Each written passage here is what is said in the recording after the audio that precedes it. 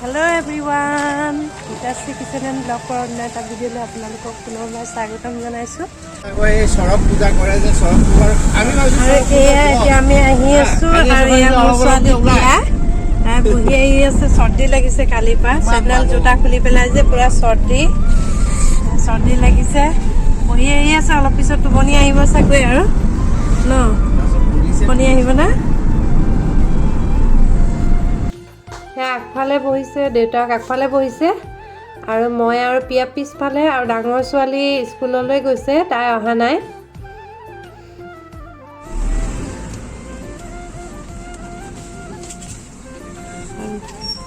আৰু এতিয়া গৈ আছোঁ তেজপুৰ, আৰু এয়া এফালে এখেতে আনিব গৈছে চকলেট। এইখন দোকানতে এখেতে পিয়াৰ কাৰণে ডেইৰী মিল্ক আৰু আমাৰ কাৰণে চকলেট আনিব সোমাইছে। চকলেট লৈ অহাৰ পিছত আমি যাম আৰু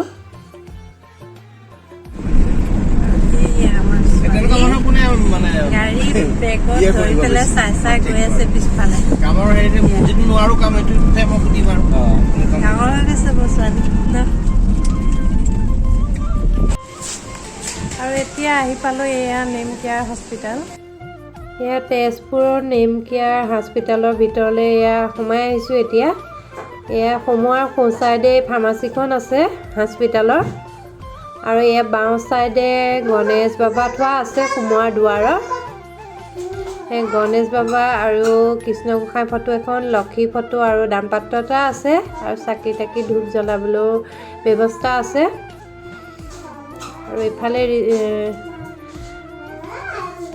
বাকী হস্পিটেলৰ চেম্বাৰ এই সকলোবিলাক আছে, আৰু এই পিয়া বহি আছে। এইগৰাকী স্মৃতি মুখাৰ্জী বাইদেউ, যিগৰাকীয়ে মোক অপাৰেশ্যন কৰিছিলে। এই প্ৰথমতে তেখেতক দেখুৱাই ল'লোঁ, তাৰপিছত এয়া আমি লিফ্টত গৈ আছোঁ ছেকেণ্ড ফ্ল'ৰলৈ।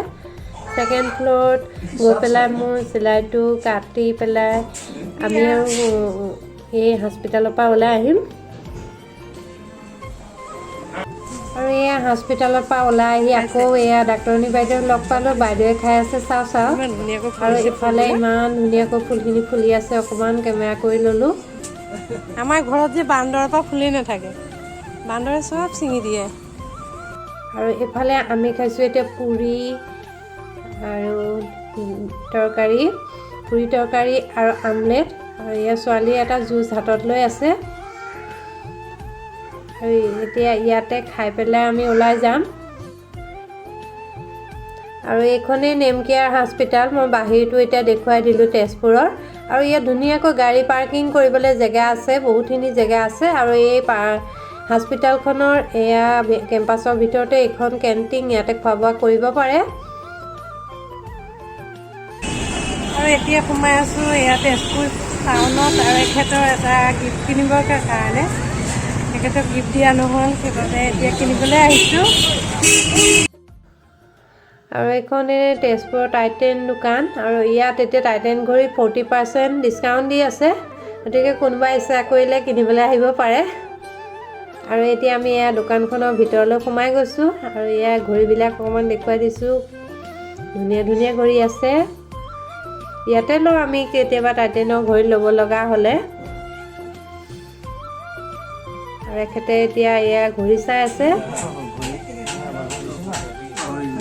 এইটোৱে ল'ব সম্ভৱ। মোবাইল হোৱাৰ পৰা নিপিন্ধে যে ঘড়ী পুৰা নিপিন্ধে। মই কৈছোঁ নিপিন্ধিলে কেনেকৈ হ'ব আৰু মোবাইলটো বাৰে বাৰে চাই থাকিব দিগদাৰ। আৰু এতিয়া আমাৰ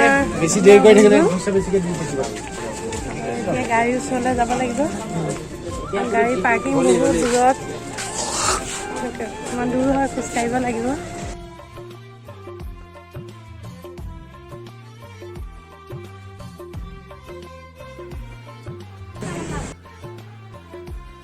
তেজপুৰ টাউন আহিলে ইয়াতে গাড়ী পাৰ্কিং কৰিব লাগে, আৰু এখেতে গাড়ী পাৰ্কিঙৰ পইচা দি আছে, আৰু ড্ৰাইভাৰজনে গাড়ী উলিয়াই নিব। আমি এতিয়া আৰু ঘৰলৈ যাম। সেইখন গাড়ী আমাৰ গ'ল।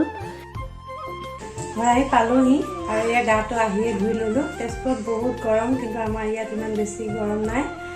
আৰু এতিয়া মানুহগৰাকীয়ে আহি ভাত বনাই থৈ গৈছে। তাকে কি বনাইছে বনাইছে চাওঁচোন। আৰু এইফালে এয়া ৰঙালাও বৰা বনাই থৈছে বেচন দি পেলাই। আৰু এয়া ভাত,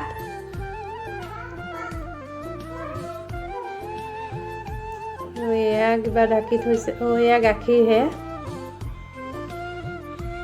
তাৰপিছত এফালে কলডিল ভাজি, কিন্তু ইমান অকণমান জানো কিয়। আৰু এয়া দালি বনাই থৈছে, আজি নিৰামিষ আমাৰ।